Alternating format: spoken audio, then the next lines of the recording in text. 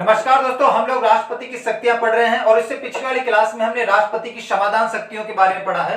Pardoning power of president पढ़ा था, अनुच्छेद 72। आज हम पढ़ने वाले हैं राष्ट्रपति की रक्षा शक्तियां या सैन्य शक्तियां, डिफेंस या मिलिट्री पावर ऑफ प्रेसिडेंट, जिसके बारे में चर्चा है अनुच्छेद 53(2) में। देखो, अनुच्छेद 53(1) में क्या है मैं बता चुका हूं। अनुच्छेद 53(1) में क्या है? राष्ट्रपति की कार्यकारिणी शक्तियां। ठीक है, मैं रिपीट कर देता हूं। अनुच्छेद 53(1) में क्या है? अनुच्छेद 53 के पहले पैराग्राफ में है कि भारत संघ की कार्यकारिणी शक्तियां राष्ट्रपति के अंदर निहित होगी, राष्ट्रपति के अंदर समाहित होगी। वो इन शक्तियों का प्रयोग स्वयं भी कर सकते हैं या अपने अधीनस्थ अधिकारियों के माध्यम से भी करवा सकते हैं। The union executive power of India shall be vested in the president of India. He can exercise these powers by himself or the person subordinate to him। तो ये अनुच्छेद 53(1) में। अनुच्छेद 53(2) में क्या है? अनुच्छेद 53(2) में है कि भारत का राष्ट्रपति सशस्त्र सेना का सुप्रीम कमांडर होगा। Supreme commander of armed forces, सशस्त्र सेना का सर्वसेनापति। भारत का राष्ट्रपति जो कि भारत का मुखिया है, सशस्त्र सेनाओं का सर्वसेनापति होगा। Supreme commander of armed forces होगा, चाहे थल सेना हो, जल सेना हो, वायु सेना हो, आर्मी हो, नेवी हो, एयरफोर्स हो। तीन मुख्य ब्रांच है, इनका सर्वसेनापति कौन है? भारत का राष्ट्रपति होगा, क्योंकि वो देश का मुखिया है। दूसरी बात क्या है? अगर ये भारत का मुखिया है, अगर ये तीनों सेनाओं का सर्वसेनापति है, अगर ये सुप्रीम कमांडर है, तो फिर ये जो अध्यक्ष है तीनों सेनाओं के, इनके अध्यक्ष की नियुक्ति भी इन्हीं के द्वारा की जानी चाहिए। ठीक है, तो नियुक्ति chief of army, navy, air force, थल सेना अध्यक्ष, जल सेना अध्यक्ष, वायु सेना अध्यक्ष और जो भी मुख्य पोस्ट होती है उन सबकी नियुक्ति राष्ट्रपति के द्वारा की जाती है। तो भारत का राष्ट्रपति थल सेना अध्यक्ष की नियुक्ति करता है, जल सेना अध्यक्ष की नियुक्ति करता है और वायु सेना अध्यक्ष की नियुक्ति करता है इस ओहदे से, क्योंकि वो तीनों सेनाओं का सर्वसेनापति है, सेनाध्यक्ष है, सुप्रीम कमांडर है। यह लिखा हुआ है अनुच्छेद 53(2) में। और आपको पता है कि भारत के राष्ट्रपति के नीचे जल सेना, थल सेना और वायु सेना, आर्मी, नेवी, एयरफोर्स आती है। पहले तीनों ब्रांच अलग अलग हुआ करती थी, लेकिन बीच में अब एक पोस्ट आ गया CDS, chief of defence staff. ठीक है, चीफ ऑफ डिफेंस स्टाफ। देखो, ये पोस्ट लाने में हमने बहुत देर कर दी है। पोस्ट चाइना के पास पहले से मौजूद है, सीडीएस की पोस्ट। जल सेना को कोई दिक्कत होती थी वो सीधे राष्ट्रपति के पास जाती थी। ठीक है, थल सेना को, जल सेना को कोई दिक्कत होती थी वो राष्ट्रपति के पास जाती थी, वायु सेना को कोई दिक्कत होती वो सीधे राष्ट्रपति के पास जाती थी। इन तीनों में सामंजस्य की कमी थी, हार्मनी की कमी थी। अब एक पोस्ट आ गया सीडीएस। इन तीनों को कोई भी दिक्कत होती है और सबसे पहले सीडीएस के पास जाता है। सीडीएस इन तीनों को एक साथ लेके बैठता है और उस मसले को हल करने की कोशिश करता है। उसके बाद ये तीनों और सीडीएस मिलकर राष्ट्रपति के पास जाते हैं। तो अब तीनों सेनाओं के बीच में सामंजस्य ज्यादा है, हार्मनी ज्यादा है, मिलजुल कर काम करने की क्षमता ज्यादा है। पहले सीडीएस आपको पता है हमारे बिपिन रावत साहब बने थे और वर्तमान में दूसरे नंबर के सीडीएस कौन है? अनिल चौहान। दूसरे नंबर के सीडीएस वर्तमान में अनिल चौहान साहब है। पहले सीडीएस बिपिन रावत है, जिनकी हेलीकॉप्टर क्रैश के अंदर क्या हो गए? वो शहीद हो गए थे तमिलनाडु के अंदर। थल सेना अध्यक्ष कौन है? मनोज पांडे। जल सेना अध्यक्ष कौन है?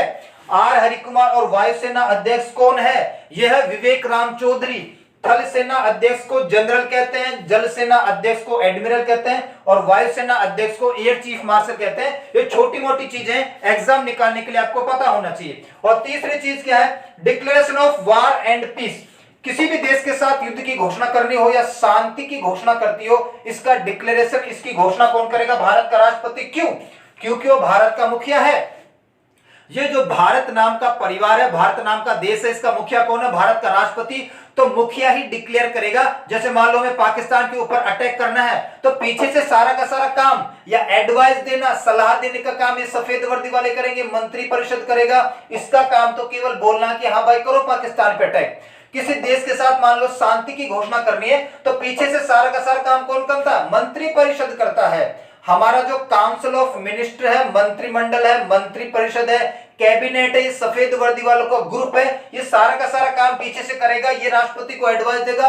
राष्ट्रपति का काम तो केवल घोषणा करना है, केवल बोलना है। मतलब बदनाम राष्ट्रपति हो रहा है, पीछे से सारा का सारा काम सफेद वर्दी वाले कर रहे हैं। ठीक है, ऐसे समझ लो जैसे गांव में लड़ाई हो जाती है। ठीक है, जवान खून है, दो ग्रुप लड़ बड़े।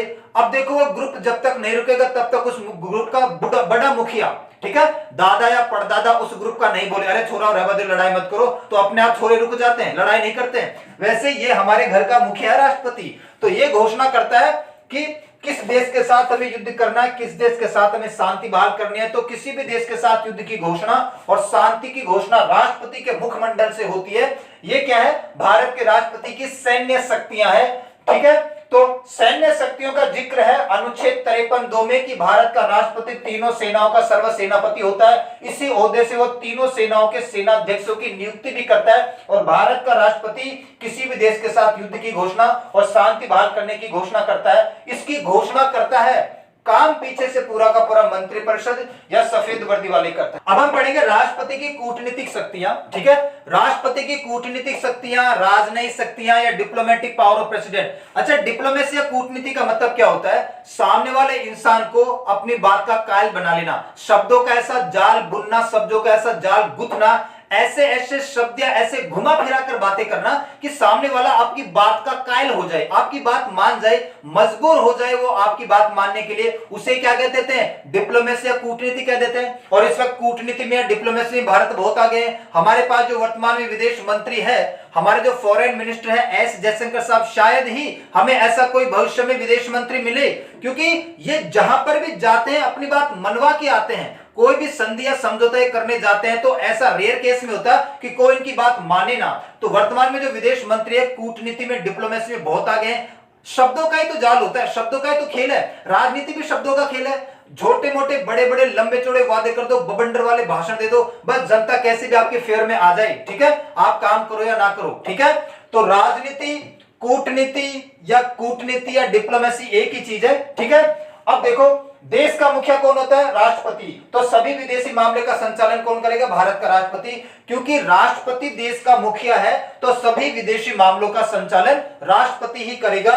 हेड ऑफ द स्टेट है भारत का राष्ट्रपति, इसलिए सारे के सारे फॉरेन अफेयर्स वही कंडक्ट करवाता है। दूसरा, सभी कूटनीतिक कार्य, सारे के सारे जो कूटनीतिक या डिप्लोमेटिक वर्क है जो भारत के राष्ट्रपति के नाम पर होते हैं। ये मैं आपको पहले भी बता चुका, अनुच्छेद 77 में है कि भारत संघ के सारे कार्य राष्ट्रपति के नाम पर होंगे। ठीक है, in the name of the president of India, सारे के सारे डिप्लोमेटिक या कूटनीतिक कार्य राष्ट्रपति के नाम पर होते हैं। ठीक है, सारे के सारे काम हमारे डिप्लोमेट करते हैं, हमारे राजदूत करते हैं, हमारे प्रधानमंत्री जाते हैं, विदेश मंत्री जाते हैं, लेकिन नाम किसका लिखा जाता है? मुखिया का। और मुखिया कौन है? राष्ट्रपति, ना कि प्रधानमंत्री। पहले भी आपने देखा होगा कितने भी संधि समझौते होते थे तो राजा का या रानी का नाम लिखा जाता था। और आज के टाइम पे राजा या रानी तो है नहीं, हम लोग क्या है? गणतंत्र है, लोकतंत्र है। तो हमारे पास हमारा मुखिया है, तो सारे के सारे काम हमारे राष्ट्रपति के नाम पर होंगे। ठीक है, तो सभी कूटनीतिक कार्य राष्ट्रपति के नाम पे होंगे। तो इसी हैसियत से, क्योंकि वो भारत के मुखिया है, वो नियुक्ति करते हैं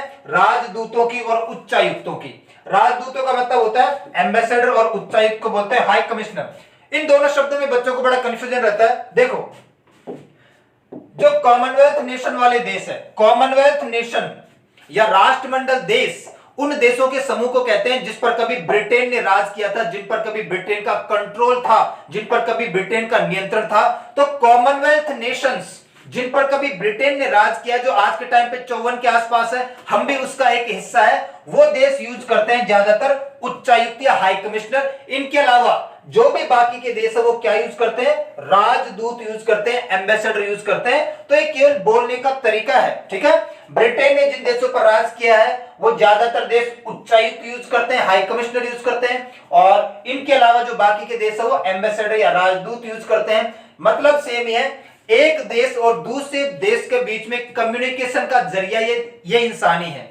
एक देश और दूसरे देश के बीच में कम्युनिकेशन का जरिया, बातचीत का जरिया, दिन भर में लाखों कॉल आते हैं एक दूसरे देशों से, तो बातचीत का जरिया यही लोग हैं जिनको आप लोग दूतावास या एम्बेसी कहते हैं। ठीक है, दूतावास या एम्बेसी कहते हैं। तो ये राष्ट्रपति की कूटनीतिक और राजनयिक शक्ति है कि भारत का राष्ट्रपति देश का मुखिया है तो सभी विदेशी मामलों का संचालन वो करेंगे, सारे के सारे कूटनीतिक कार्य भी वही करेंगे, उनके नाम से ही होंगे, सारे के सारे संधि समझौते उन्हीं के नाम से होंगे। और इसी हैसियत से सबसे इंपॉर्टेंट पॉइंट ये तीसरा ही है कि राजदूतों और उच्चायुक्तों की नियुक्ति या अपॉइंटमेंट भारत का राष्ट्रपति खुद करता है अपने पेन के माध्यम से।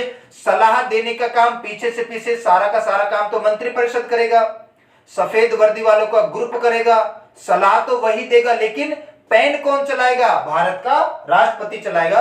तो ये आज हमने पढ़ा राष्ट्रपति की रक्षा शक्तियां और राष्ट्रपति की कूटनीतिक शक्तियां। मिलते हैं नेक्स्ट क्लास में, तब तक के लिए सभी को धन्यवाद।